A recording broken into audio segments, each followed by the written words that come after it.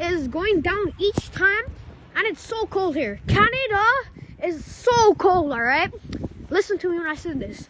So what I'm warning you guys have to wear a jacket, and y'all gotta stay safe out here because it's snowing. It's snowing bad. All right. So y'all stay safe and dress warm for the weather. Like, I mean, look at this. My God, bro. All right, guys, stay safe out there. Dress warm. Today is a snowy day, y'all. As y'all can see, I went to school, right? Barely anybody showed up because it was snowing all day.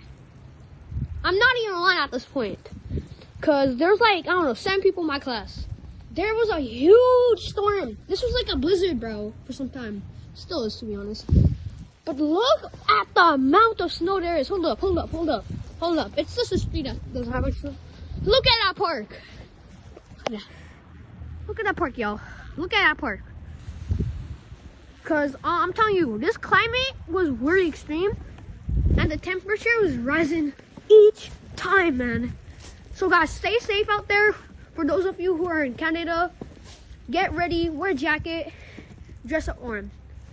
Stay safe. Bye.